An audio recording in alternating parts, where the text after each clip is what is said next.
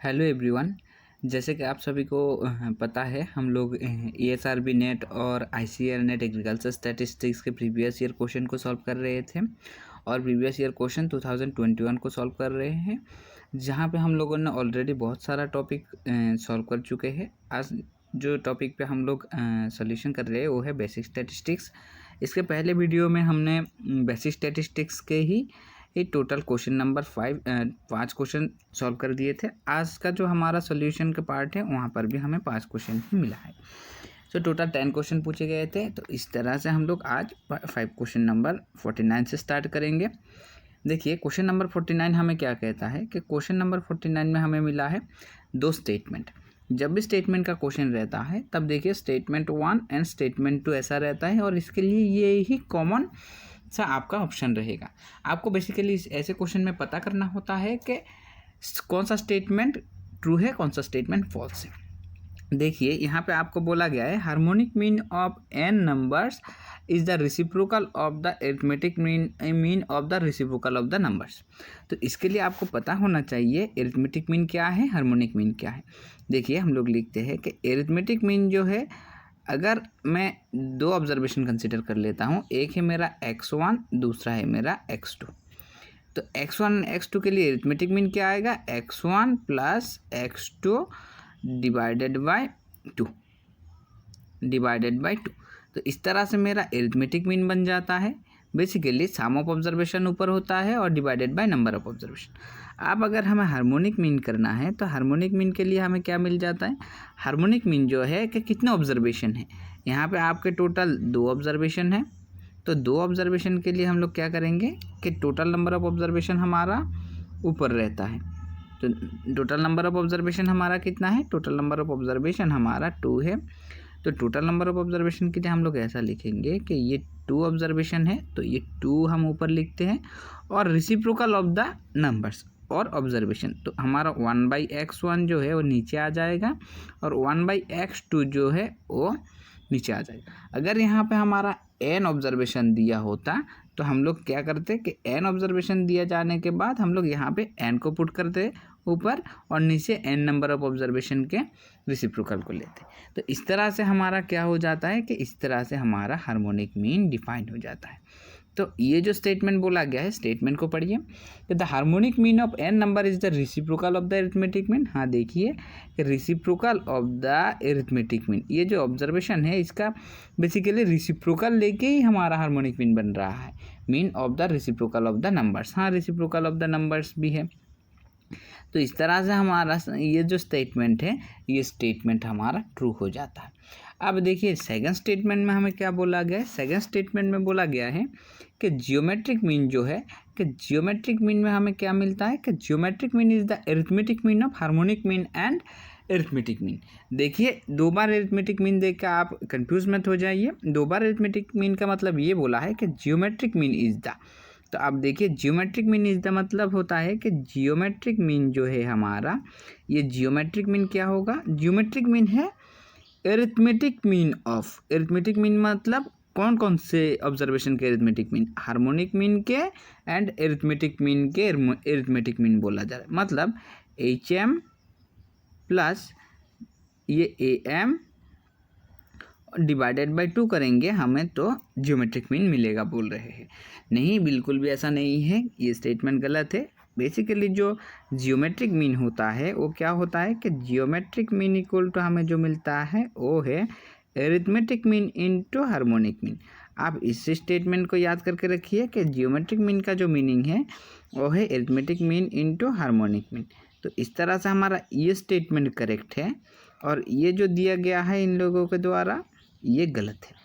तो आप इसको नोट डाउन करके रखिए और ये फॉर्मूला नोट डाउन करके रखिए, ये फॉर्मूला नोट डाउन करके रखिए। और एक एग्जांपल ले लीजिए, 1 4 1 4 4 ऐसे 3 ऑब्जर्वेशन ले लीजिए और इसके लिए arithmetic mean, geometric mean, harmonic mean खुद से निकाल लीजिए। तो इस तरह से आपका बेसिक कंसेप्ट क्लियर हो जाएगा। अब आपको पता करना है कि कब हमारा अरिथमेटिक मीन यूज़ होता है, कब जियोमेट्रिक मीन यूज़ होता है, कब हार्मोनिक मीन यूज़ होता है। ये बात आपको पता होना बहुत ज़रूरी है। तो क्योंकि एरिथमेटिक मीन जो है वो हमारा बेसिकली नॉर्मल एवरेज, जैसे कि there is a 5 number of people working then and on an average how much they get money in case of wages. तो मतलब उन्हें कितना करके पैसा मिल रहा है ऑन एन एवरेज, जो पता करने के लिए ऐसे टाइप के केस के लिए हम लोग क्या करते हैं, एवरेज सिंपल एरिथमेटिक मीन को यूज़ करते हैं। हार्मोनिक मीन हम लोग स्टॉक एनालिसिस के करने के लिए ज़्यादा यूज़ करते हैं। रेशियो टाइप इन नेचर होगा तो हम लोग वहाँ पे हमारा हार्मोनिक मीन को यूज़ करेंगे। अगर जियोमेट्रिक मीन है तो हम ये परसेंटेज ऑफ रिटर्न, जैसे कि ईयरली आपका परसेंटेज ऑफ रिटर्न क्या है, उस तरह के कैलकुलेशन के लिए करेंगे। इससे भी ज़्यादा इंपॉर्टेंट बात है कब यूज़ नहीं करेंगे। अगर देखिए आपके पास यहाँ पे x1 और x2 दो ऑब्जर्वेशन थे। x1 एंड x2 ऑब्जर्वेशन में से कोई अगर बहुत बड़ा होता है, मतलब इफ आउटलायर इज देयर, जैसे कि एरिथमेटिक मीन आपका अगर 3 ऑब्जर्वेशन का है, एक है 2 एक है 3, आप एरिथमेटिक मीन निकाल रहे हैं किसका, 2 3 4 का, तो ठीक है 2 3 4 बहुत क्लोज है तो इसका एरिथमेटिक मीन निकालने में ठीक है।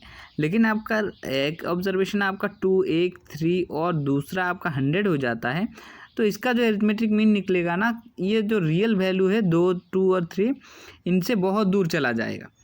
तो इस तरह से हमारा ये 100 मतलब एक आउटलायर अगर एग्जिस्ट करेगा ना, तो वो एरिथमेटिक मीन को मैनिपुलेट कर देगा, रियल वैल्यू से बहुत दूर लेकर चला जाएगा। आप इनकम में भी सोच सकते हैं, किसी का 2 रुपया इनकम है, किसी का 3 है और किसी का 100 है। तो इस तरह से अगर एवरेज निकालेंगे तो ये लगभग 70 80 90 के क्रॉस कर जाएगा। तो एक्चुअल में क्या, दो लोगों का मेजॉरिटी ऑफ पीपल का इनकम क्या था, 2 और 3 रुपीज़, बट क्या शो हो रहा है 98 रुपीज़, तो ये तो फॉल्स है।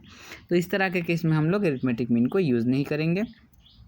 अब हार्मोनिक मीन को कब यूज़ नहीं करेंगे और जियोमेट्रिक मीन को कब यूज़ नहीं करेंगे, इसके लिए आप देखिए, अगर आपका कोई सा भी ऑब्जर्वेशन 0 है, जैसे कि अगर किसी भी इंसान का हार्मोनिक मतलब इनकम 0 है, तो 1/रेसिप्रोकल करेंगे तो 1/0 पुट करना पड़ेगा आपको। जो आपको पता है ये तो हमारा अनडिफाइन है। अगर अनडिफाइंड केस है तो हम इससे तो लिख नहीं पाएंगे, हम तो इसे निकाल नहीं पाएंगे हमारा हार्मोनिक मीन। तो एक ऑब्जर्वेशन 0 होने से हार्मोनिक मीन नहीं निकाल पाएंगे। अब जियोमेट्रिक मीन जो है उसका फॉर्मूला है हमारा कि जियोमेट्रिक मीन होता है कि जियोमेट्रिक मीन जो है इसके लिए हमें मिलता है nth root of the numbers. अगर दो ऑब्जर्वेशन लेंगे तो x1 और ये x2 टू द पावर 1/2। अगर n होगा तो ये यहाँ पे हम लोग n ऑब्जर्वेशन को मल्टीप्लाई करेंगे और टू द पावर 1/n को लेंगे।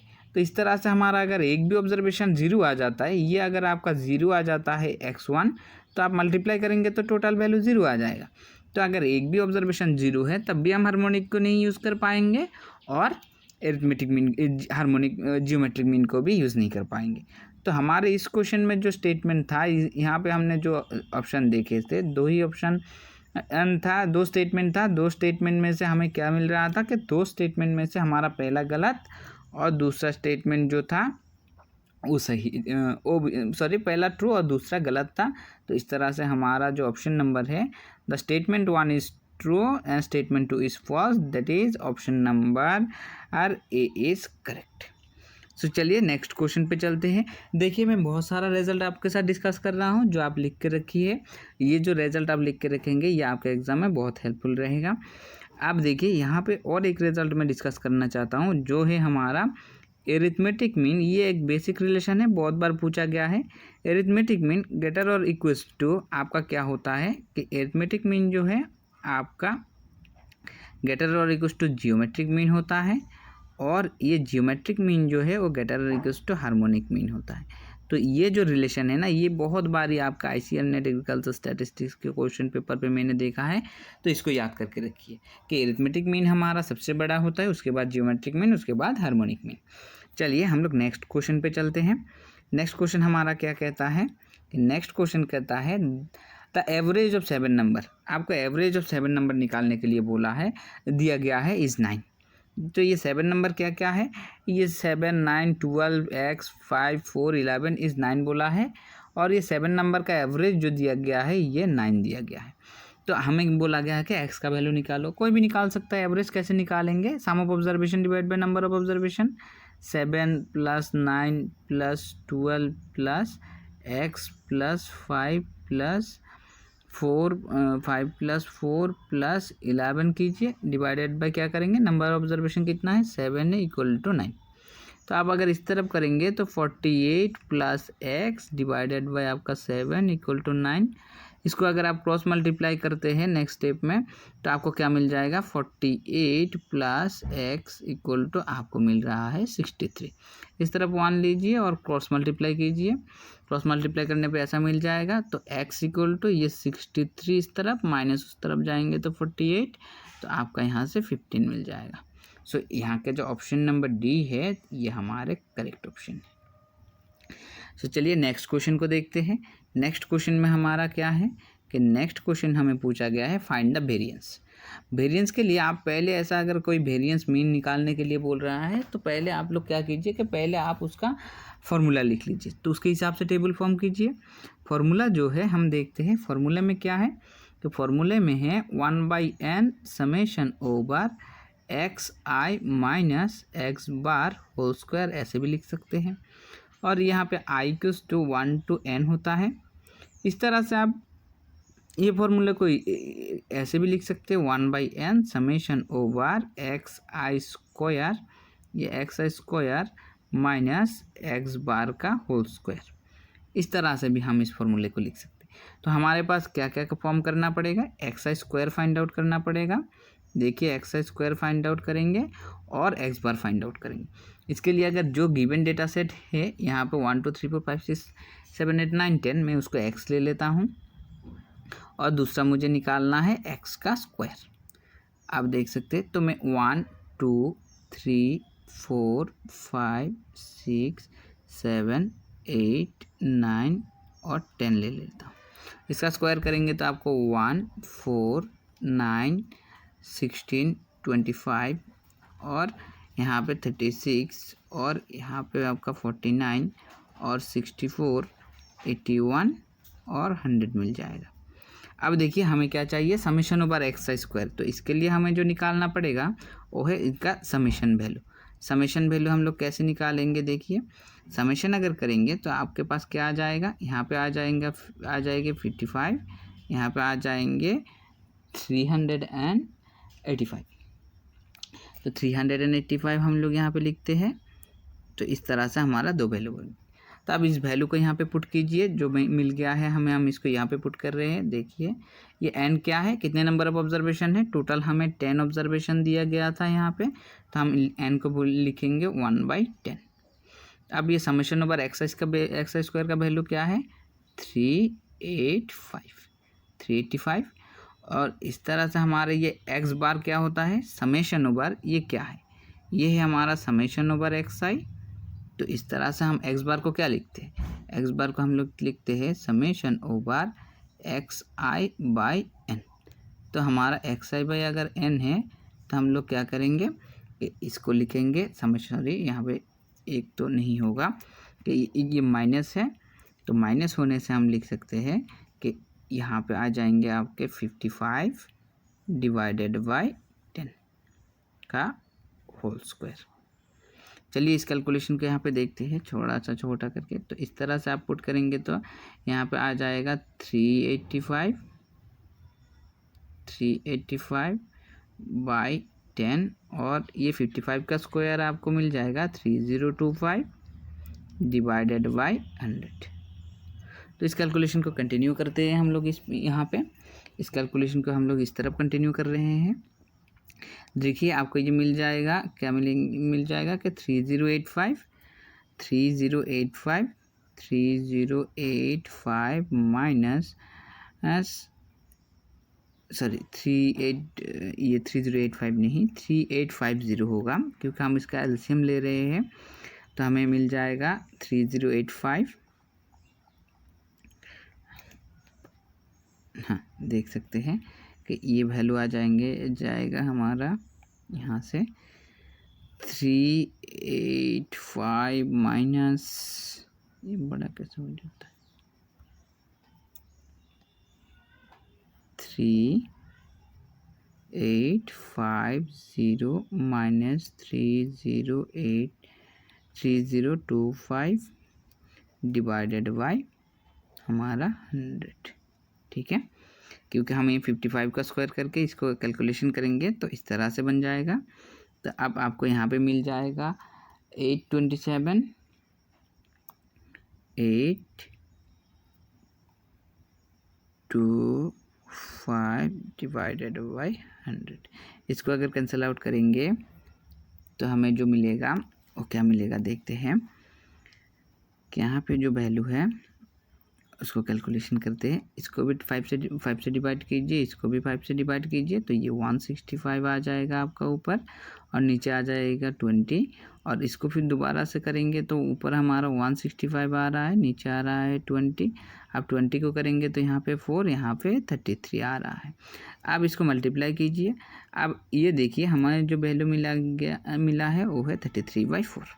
ठीक है, हम देखते हैं हमारे ऑप्शन में कुछ है कि नहीं। 33/4 तो नहीं है, लेकिन यहाँ पे जो ट्रिक किया गया है वो आप अच्छे से पहचान सकते हैं। देखिए इस ऑप्शन को, इस ऑप्शन में दिया गया है 99/12। हम आप लोग अगर अच्छे से थोड़ा सा भी दिमाग लगाएंगे, यहाँ पे जो आपके क्वेश्चन बन गए थे, आपको क्या करना है, यहाँ पे छोड़ के नहीं आना है। इसको ऊपर से 3 से मल्टीप्लाई कीजिए, नीचे से 3 से मल्टीप्लाई कीजिए, क्योंकि हमें पता है किसी भी फ्रैक्शन को अगर हम ऊपर और नीचे किसी भी नंबर से मल्टीप्लाई या डिवाइड करते हैं तो इसका वैल्यू चेंज नहीं होता है। तो इस तरह से हमारा ये क्या हो जाएगा, ऊपर 99 आ जाएंगे, नीचे आ जाएगा 12। तो इस तरह से हमारे जो ऑप्शन नंबर सी है वो हमारा करेक्ट होता है। तो यहाँ पे हमारा ये ऑप्शन नंबर सी करेक्ट है। अब देखिए नेक्स्ट क्वेश्चन हमारा क्या पूछा गया है। नेक्स्ट क्वेश्चन में हमें पूछा गया है इंटरक्वार्टल रेंज। ठीक है, सेमी इंटरक्वार्टल रेंज क्या है। यहाँ पे 4 ऑप्शन दिया गया है और पूछा गया है सेमी इंटरक्वार्टल रेंज क्या है। तो इसके लिए हम लोग पता होना चाहिए कि इंटरक्वार्टल रेंज क्या है। तो इंटरक्वार्टल रेंज को पहले पता करते हैं। मैं इंटरक्वार्टल रेंज को IQR से डिनोट कर रहा हूँ। एक्चुअली आप पहले क्वार्टल रेंज को देखिए। अगर आपके वैल्यू कहाँ से कहाँ तक है, आपके वैल्यू 0 से 100 तक है,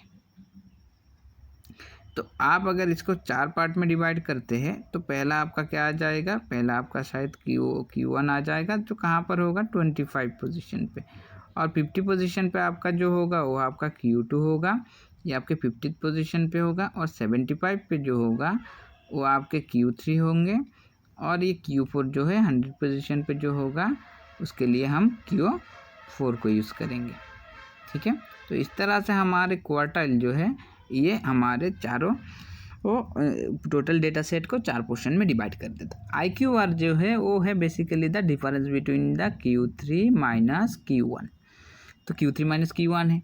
अब IQR दैट इज इंटरक्वार्टल रेंज हमारा Q3 Q1 है, तो सेमी क्या होगा उसका आधा।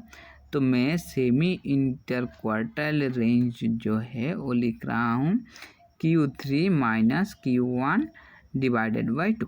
तो इस तरह से हमारे ऑप्शन नंबर बी जो है वो करेक्ट हो जाता है।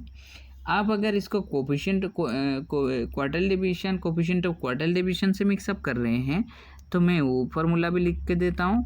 कोफिशिएंट ऑफ आपका क्वार्टल डिवीजन जो है, कोफिशिएंट ऑफ क्वार्टल डिवीजन जो है यानी कोफिशिएंट ऑफ क्वार्टल डिवीजन है हमारा, क्वार्टल डिवीजन का जो फॉर्मूला है वो हमारा है Q3 minus Q1 divided by Q3 plus Q1। तो इस तरह से हमारा कोफिशिएंट ऑफ क्वार्टल डिवीजन आ जाता है। तो ये तीनों फार्मूला आप नोट डाउन करके रखिए, ये आपके एग्ज़ाम के लिए बहुत ही इम्पोर्टेंट है, कभी भी पूछ सकते हैं। तो जो नेक्स्ट क्वेश्चन है हमारा, उस नेक्स्ट क्वेश्चन को देखते हैं। नेक्स्ट क्वेश्चन में हमें दिया गया है क्वेश्चन नंबर 67। अब क्वेश्चन नंबर 67 ऑलरेडी मैंने प्रोबेबिलिटी डिस्ट्रीब्यूशन जहाँ किए थे वहाँ पे सॉल्व करके रखे थे, आप चाहे तो वहाँ से देख सकते हैं, बड़े अच्छे से सॉल्यूशन करके दिया गया था। अब देखिए फिर भी मैं यहाँ पे बोल रहा हूँ फॉर ए नॉर्मल डिस्ट्रीब्यूशन आपको क्या दिया गया है, for a normal distribution all central movement are exist बोला है। ऐसी बात नहीं है। अगर आपके नॉर्मल डिस्ट्रीब्यूशन के 2 तरह के मूवमेंट होते हैं, एक होता है आपका सेंट्रल, दूसरा होता है आपका रो मूवमेंट। तो अगर सेंट्रल मूवमेंट है तो मैं 4 मूवमेंट को कंसिडर कर रहा हूँ, और देखिए कि सेंट्रल मूवमेंट के रिस्पेक्ट पे मैं μ1, μ2, μ3 और μ4 को ले रहा हूँ। आप अगर देखेंगे कि μ1 आपका 0 होगा, इसका वैल्यू एग्जिस्ट करेगा, इसका भी 0 होगा और इसका भी एग्जिस्ट करेगा।